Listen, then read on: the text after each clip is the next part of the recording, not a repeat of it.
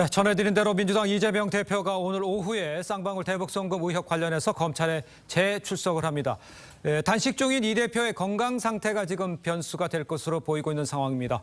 두 분과 함께 정치권 소식 자세히 짚어보겠습니다. 노동일 파이낸셜 뉴스 주필 김상일 전 민주당 부대변인 모셨습니다. 안녕하십니까? 안녕하세요. 네, 반갑습니다.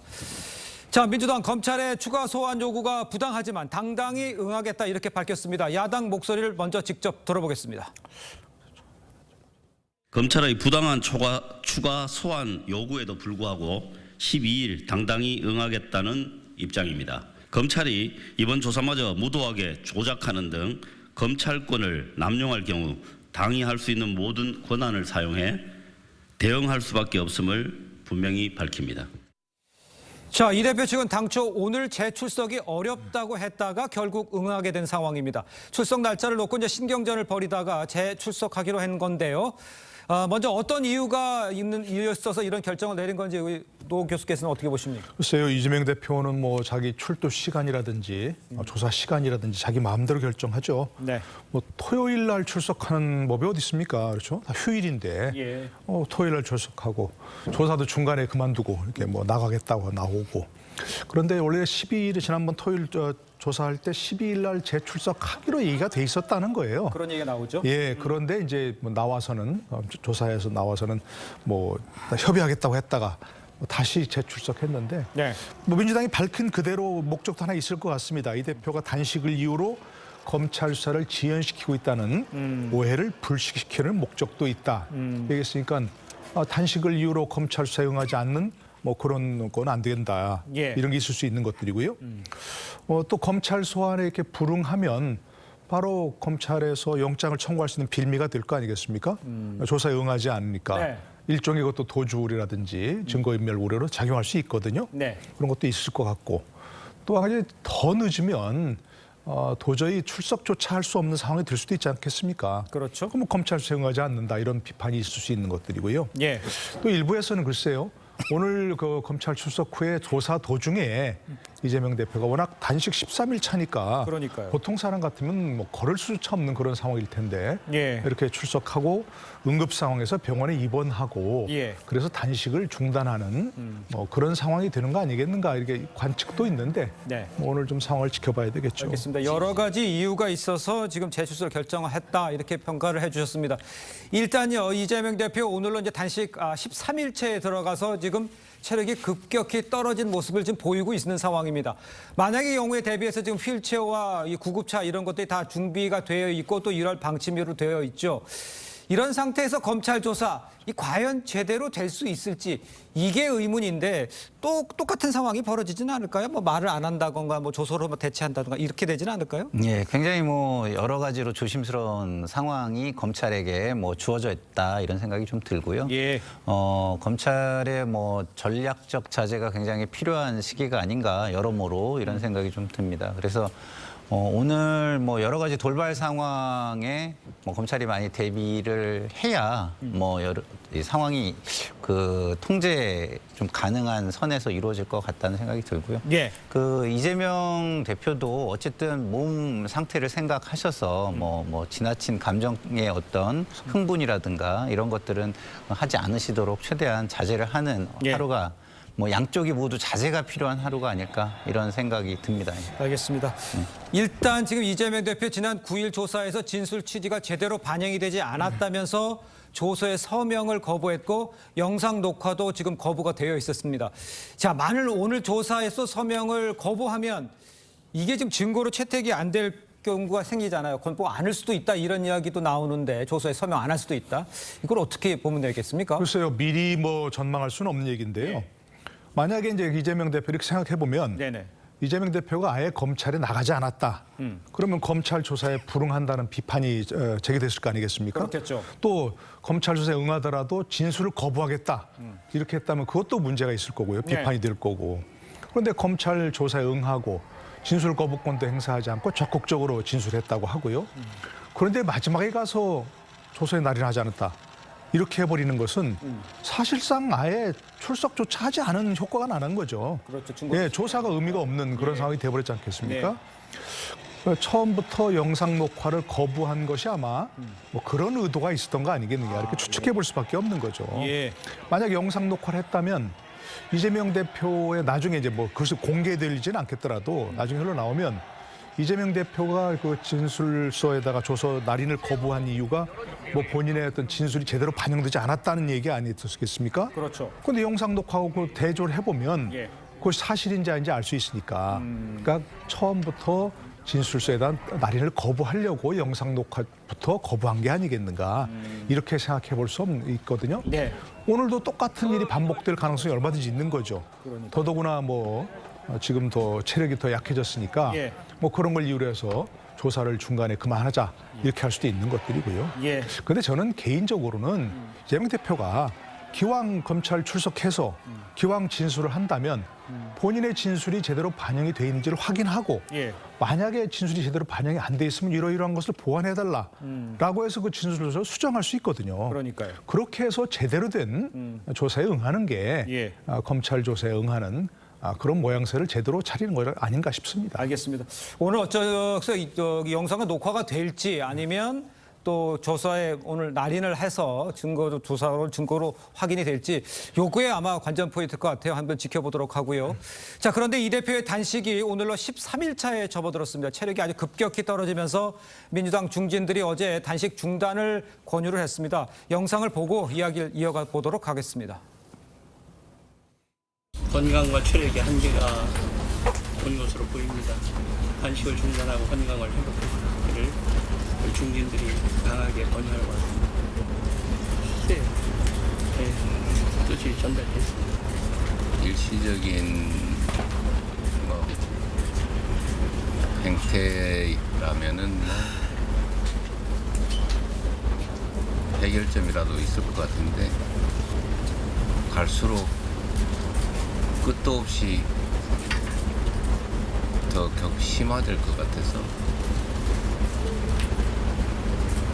그게 제일 걱정이죠.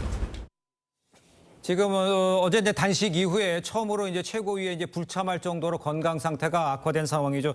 근데 중진들이 계속 이렇게 만류를 하고 이낙연 전 대표도 갔었고 하는데 이재명 대표가 단식을 계속 이어가고 있는 상황은 어떤 이유가 있다고 봐야 되는 겁니까?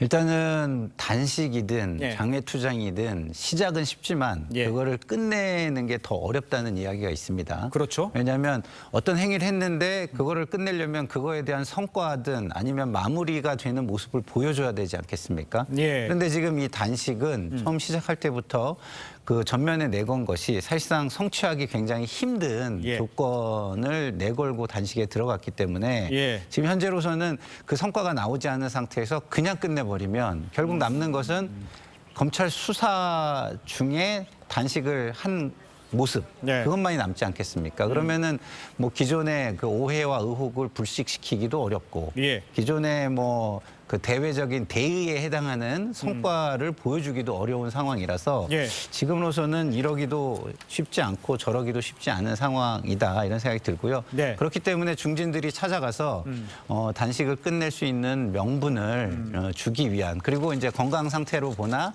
뭐 지금의 상황으로 보나 적절한 명분을 좀 주기 시작해야 되는 타이밍이 됐다 이렇게 좀 보여집니다. 그러니까 출구 전략이 마땅치 않은 상황에서 또 명분이 좀 필요하다 이렇게 지적을 해줬습니다만 이재명 대표 성남시장 시절에 2016년 단식 당시에 김종인 비상대책위원 대표가 권고로 중단한 바 있잖아요. 그러니까 문재인 전 대통령도 나서야 된다 뭐 이런 얘기도 나오고 있는데 이렇게 나서서 좀 그 단식을 멈추게 해야 되는 상황은 아닌가요? 글쎄요, 전 좀 자꾸 그런 말들을 많이 하시는데 예. 좀 어이없는 얘기죠. 본인이 단식을 시작했으니까 예. 뭐 그만두는 것도 본인이 결단을 하면 되는 거 아니겠습니까? 마치 나 좀 말려줘야 된다 이렇게 얘기하는 것은 뭐 어이없는 일이고 예. 물론 뭐 정치적 제스처로 그런 게 필요하다는 건 이해를 하고 있습니다. 저는 알고 있고요. 예. 그런데 사실은 누가 와서 말렸기 때문에 누가 와서 뭐 이렇게 중단을 권고했기 때문에 중단한다. 예. 이런 것 자체는 뭐 의미가 없는 것이고요. 네. 단식이란 것 자체가 지금 여당에서 사실은 네. 뭐 제스처라도 그렇게 할 필요가 있긴 있습니다. 일반적으로 그렇게 하죠, 그죠? 예. 여당 대표도 가고 또 뭐 대통령실에서도 이른바 정무석이나 이런 사람들 보내기도 하고 그게 정치적 문법인 건 맞습니다. 맞는데 왜 그렇게 하지 않을까 생각을 해보면 이것이 정말 단식으로서 정치인의 단식이란 건 뭡니까? 최후의 수단 아닙니까? 네. 그리고 결기가 느껴져야 되고 정말 다른 사람들이 보기에도 저거 말리지 않으면 큰일 나겠다. 이런 게 보여야 되는데 그런 게 보이지 않기 때문에 사실은 그렇게 늘 하는 정치적 제스처마저도 안 하는 뭐 그런 거 아닐까 싶습니다. 알겠습니다. 그러니까 보통 단식이 이제 목숨을 걸고 하는 정치적 행위인데 이번 건은 그렇지 않아 보이는 것이 문제다. 이렇게 지적이라고 이 얘기를 할 수가 있을 것 같습니다. 저희가 다음 소식도 좀 짚어보겠습니다. 더불어민주당이요. 해병대 수사 외압 의혹과 관련해서 이종섭 국방장관 탄핵 추진을 공식화했습니다. 여야 입장 먼저 듣고 이야기를 이어가겠습니다.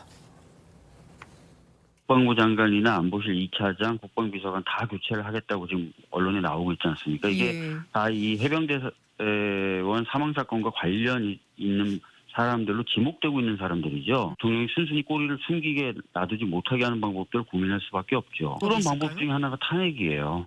유일의 분단 국가라는 현실조차 망각한 채 되려 주적이 좋아할 일을 앞장서서 하겠다는 민주당이 과연 대한민국 정당인지 묻지 않을 수 없습니다.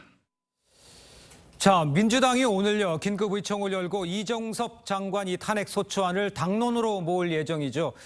이재명 대표도 입장문을 내고 국방장관 탄핵은 국민의 명령이다 이렇게 주장을 했습니다. 이 대표의 의지가 지금 강하게 반영이 됐다 이렇게 이해를 하면 되겠습니까? 뭐 이재명 당대표의 의지가 뭐 반영된 부분도 있지만 네네. 이 부분에 대해서는 기본적으로 다른 최고위원들이나 국회의원들이 문제가 굉장히 심각하다고 보는 그런 부분도 있습니다. 그리고 다른 정당, 뭐 다른 축을 형성하고 있는 정의당에서도 좀 굉장히 심각하다라고 보는 부분이 있죠. 예. 단지 이제 이것이 탄핵까지 가는 것이 지금 시기상조 아니냐 이런 우려는 있습니다. 왜냐하면 이게 법적으로 완전히 확인이 되거나 이런 건 아니잖아요. 그러니까. 그런데 정치권에서 이거를 규정해가지고 탄핵까지 가버리면 네.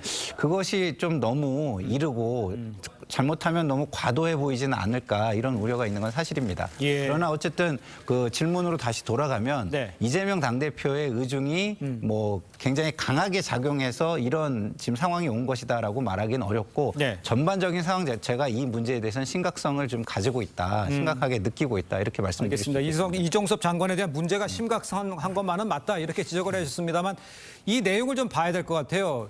이르면 이번 주에 단행될 것으로 알려진 이 개각 대상에 이종섭 장관이 포함되어 있습니다.